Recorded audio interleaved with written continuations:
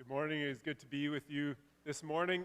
We typically this summer, all summer long, we're going to have children's feature because there's no children's church during the summer months. So no children's feature today. It's a little bit full in front of the stage here too, but I just wanted to help get you kids to maybe help me start off the service. So I have a few questions for you guys, and whoever's brave can answer my question.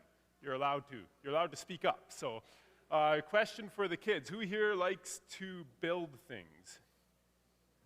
Oh, good. We do have some stuff. Okay, anybody want to say what is their favorite thing that they build with? What do you guys like building with? What's that? Wood. Oh. Lego? Lego? Okay. Okay. Duplo. Oh, good. So we do have some creative kids here. You guys like building? Okay. So, why do you build things? This is a harder question. Levi, why do you build things? Because it's fun? Okay. What about you, Josh? Satisfying. Oh, that's a good answer. Yeah. Yeah. Do you build things so you can play with them? Yeah. So when you build something, do you just kind of throw pieces together and whatever happens, happens, or do you think about it? Oh. So the more special you make it, the more you like it. That's right? Okay, that's awesome. So, now let's say somebody came to what you made and said, oh, look at these cool Lego pieces. They all just jumped together and made something. I'm going to take it for myself. Would that make you happy or sad, or how might you respond? Sad?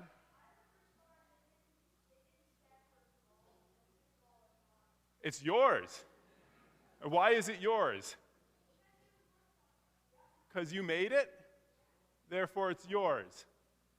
That's cool. That is, I want you to hold on to that thought. You made it, so it's yours, right? Think about that for a little bit. Today I want to talk about the very, very first verse in the Bible. And now everybody can get involved, adults too. I won't ask any more questions, I'll just talk. But very first verse in the Bible. In the beginning, God created the heavens and the earth. In the beginning, God created the heavens and the earth. What does that mean for us today? The kids already kind of answered the question. So that helps us as we get into this today. But this is the reason why I bring this verse up today, is because this is a doctrine that has been under attack for many years in the world. For years, schools have been teaching that our origins are a complete mystery, that we're just here by random chance. People deny the existence of God. Some people will even mock us for even believing that there is a God. It's considered thinking for the uneducated. Universities are known for teaching that God does not exist.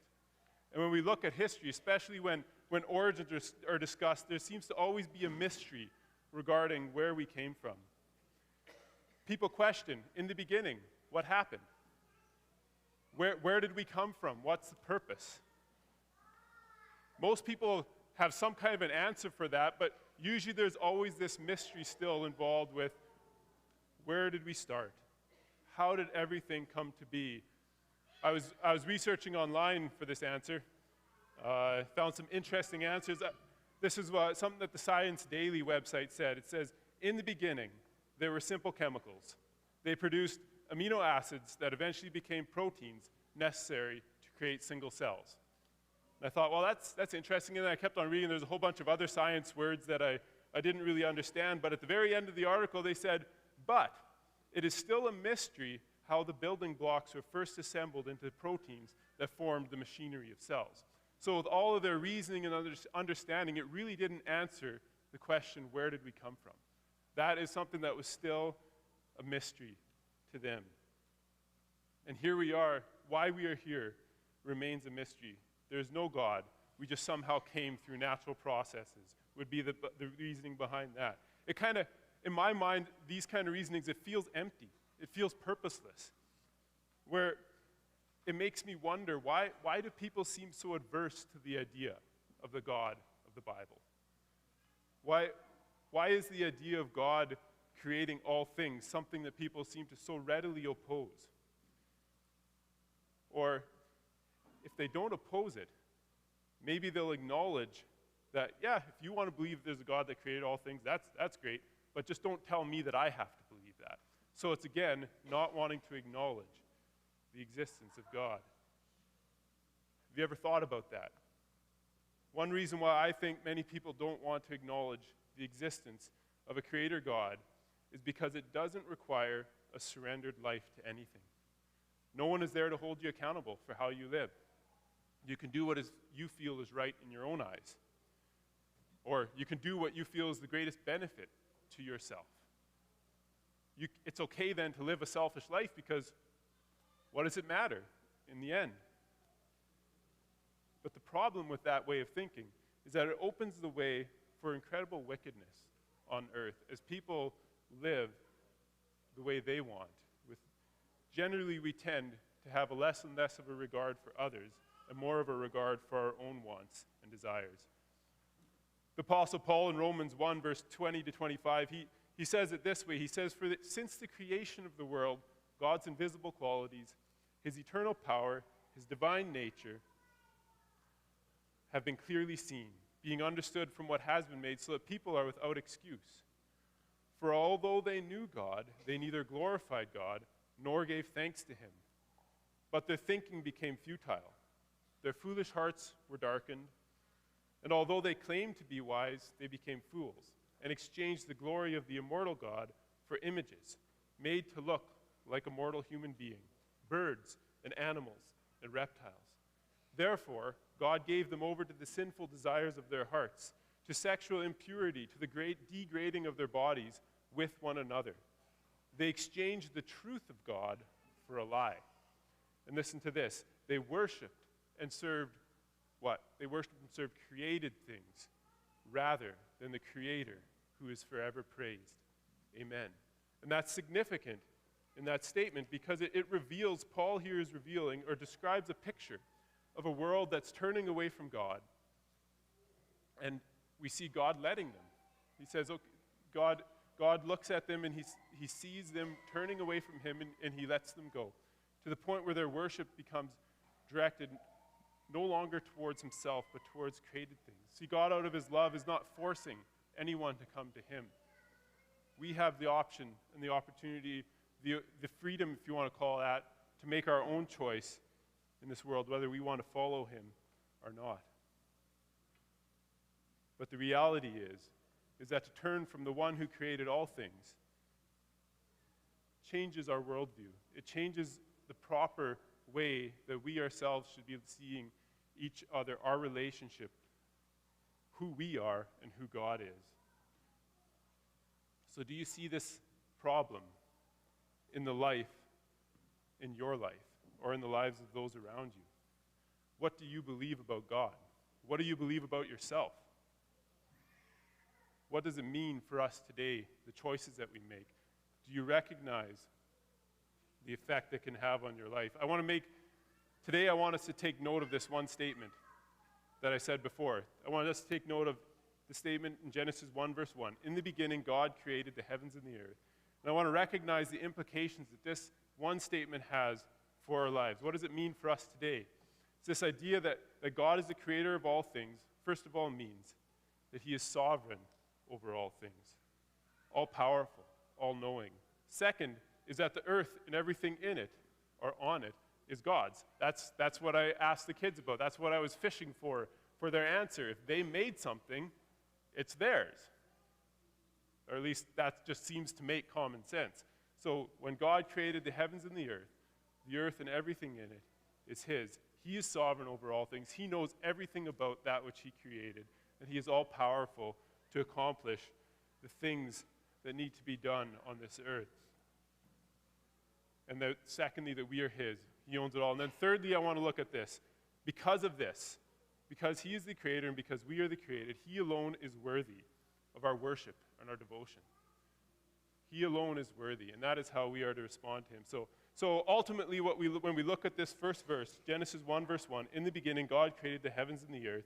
This verse of the Bible, what it does is it places God in his proper place as creator, and it places us in our proper place as the created. So let's look at some of these points here. Point number one, God is sovereign over all things because he created the heavens and the earth. There's nothing that is not God's. Even the heavenly realms were created by God. So, let's say you have the chance to talk to someone about God. Wouldn't this be an incredible starting point? Like, wouldn't you want to tell people about the God that you serve because of who he is?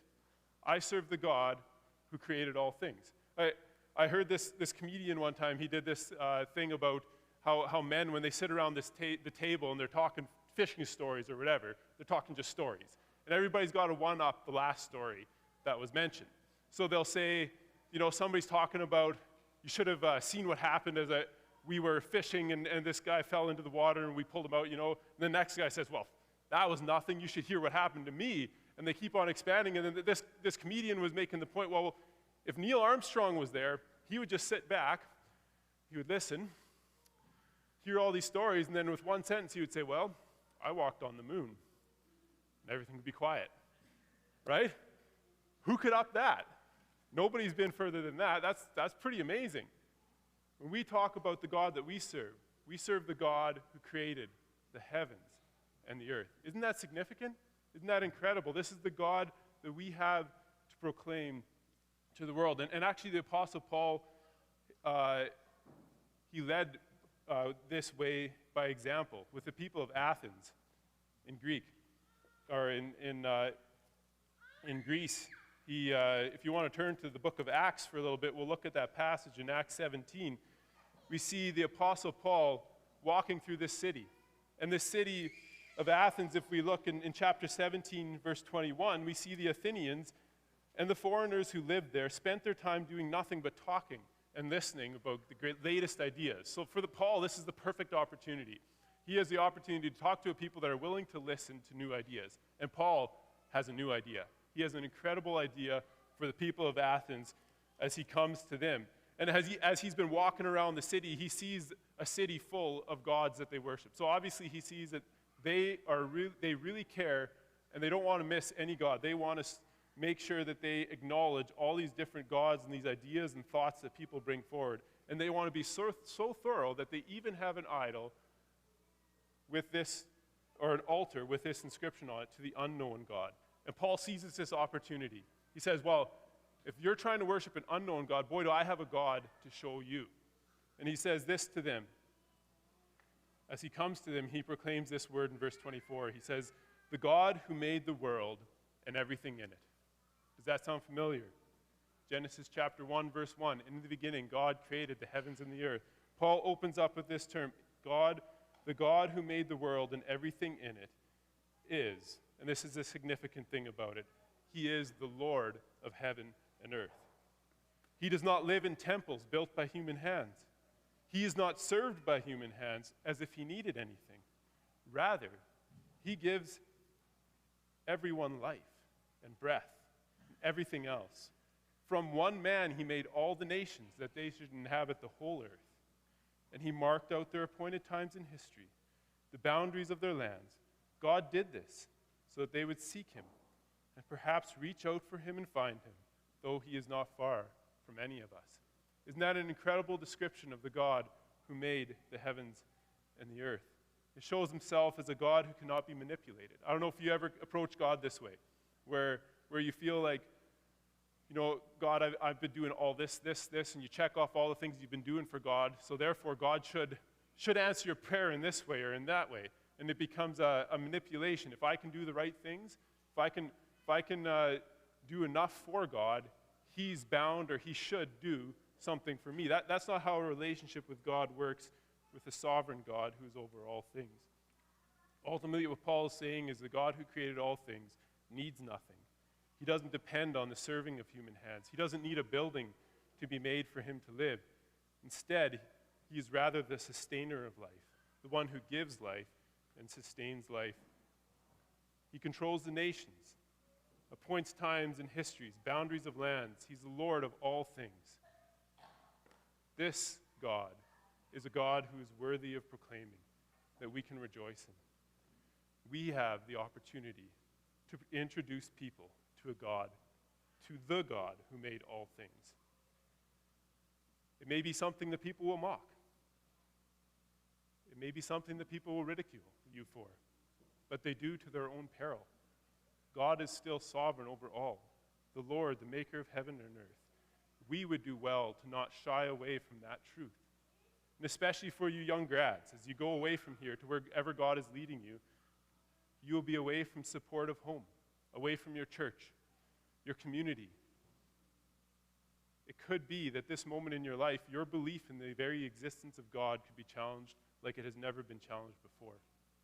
It's so important that we understand God is the creator of the heavens and the earth, that it puts God in his proper place, and it puts us in our proper place. Generally, people don't want to acknowledge that there is an all-powerful, sovereign God over all things. As I said before, it means that we're accountable to something other than ourselves because we are not our own. We are not our own. And that's what brings me to the next point here, is that God created the heavens and the earth, and it means that we are God's possession, living in God's world.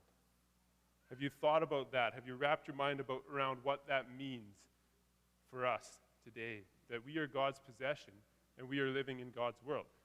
We can be proud of the things that we build. We can be proud of this building, or we can be proud of our houses. We can be proud of the incredible architecture that mankind has built. But in the end, it's still God's. Why? Because God made it possible to happen. All the most incredible things that mankind has done has all been done because God has made it possible. He is the one who has created those that have come up with the ideas. He is the one who has created the material. His wisdom is poured out into whatever the science stuff that people can figure out that takes incredible. To me, it should be something that can bring God glory, bring God praise. And this is what we would do if we recognize that the earth is God's possession. We are living in God's world. I read an illustration one time. These scientists came before God and they said, God, we finally figured out how to make life. We finally figured it out. And God says, oh, really? Show me. So they're going to do it exactly how God did it in the Garden of Eden. They were going to make a man. So they bend down and they grab some dirt, and they're going to make life out of this dirt. They're going to make a man out of this dirt. And God says, wait, get your own dirt. It doesn't work, right? God, no matter what wisdom we think we may have in this earth, God is the one that still is the provider of those things. Isn't that incredible? We are God's possession, living in God's world. Psalm 24, verse 1 says, the earth is the Lord's and everything in it, the world and all who live in it. We are on this earth because God has given humans the responsibility of ruling over it, caring for it, yet it is still the Lord's. So then we understand that it is God who made the heavens and the earth, and we recognize the earth that we live on is not our own. Think about this. Psalm 100. Psalm 100, I'll look in there for a bit if you want to turn there now. It kind of reinforces this idea. Psalm 100, verse 3 says this, know that the Lord is God. It is he who made us, and we are his. We are his people, the sheep of his pastures. It is he who made us, and therefore we are his. This gives each person on this earth incredible value. Have you ever thought of that? The value of life, that God has created each one on this earth. I asked the kids before what they made things for. Why did they make it? I was searching for the word, well, because they have a specific purpose for it. They want to play with it, right? They want to do something. God didn't just create the world and just walk away from it and say, well, that was kind of fun. Off to the next thing. God created this world. He created life on this earth with a specific purpose, a very specific purpose, and we are his. And God values each one of us as his own possession, his own creation. I love how Psalm 139 says that he knit us together in our mother's womb, carefully designing each one. I think it's remarkable example, what's going on in the United States right now, how abortion has been becoming, they're reversing a lot of the abortion rights laws going on in the country there, and it's again showing the value of human life as we recognize God as the creator of life.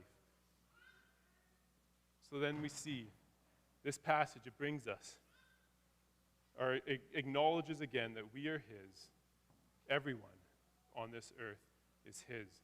But I want to note the last part of verse 3 in Psalm 100, because it brings us closer to God. There's a distinction here that we see. It says, it moves away from he has made us and we are his, and in some ways it repeats itself, but it does it a little bit more personal. It says, we are his people, the sheep of his pasture. Who's he referring to there? Everyone in the earth, whether they believe in him or not, are his. What about those who are his people? God himself has made a way for us to become children of God, to become his possession, to those who have trusted in him through his provided sacrifice for our sins. Jesus Christ has made it possible for us to come to him. And the illustration is there that we are the sheep then of his pasture, and that illustrates the shepherd, the one who leads us and guides us. So are we following God? Are we trusting in him, in the life that he has put us in on this earth? The things that we face, are we seeking him? Are we allowing him to guide and lead us down, if you want to call it, the straight and the narrow path that God has called and designed for us to live? As we are the sheep and he is the shepherd. In the beginning, God created the heavens and the earth. It means that we are the created and God is the creator. How do we respond? And that was the third point I wanted to note here, is that we need to worship him. And that is ultimately what this Psalm 100 is talking about. It says, shout for joy to the Lord, all the earth. Worship the Lord with gladness. Know that the Lord is God. It is he who made us, and we are his. We are his people, the sheep of his pasture. And here's the invitation. The idea of a God who created all things over us is something that the world needs to acknowledge. But in the end, the choice is still ours, whether we will come to him or not. And the invitation we see in Psalm 100, verse 4, it says this, enter his gates with thanksgiving, his courts with praise. Give thanks to him, praise his name forever. And why would we do that? Why would we come to God? It might be a terrifying thing if you think about who God may be, right? Your view of who God is could keep you from turning to him. You may be angry at God for things that he's done. You may think that God only just lives to spite your life on this earth. So why would I come to God at all? Why would we come to God? Maybe it's not enough to recognize that God made me, therefore I'm going to come to him.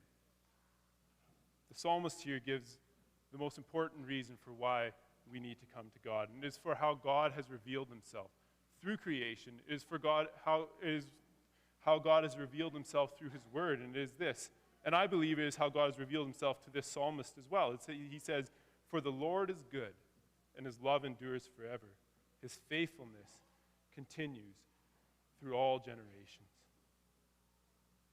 We serve a God who's good, whose love endures forever, who's faithful through all generations, a God who we can come to, who is faithful to us.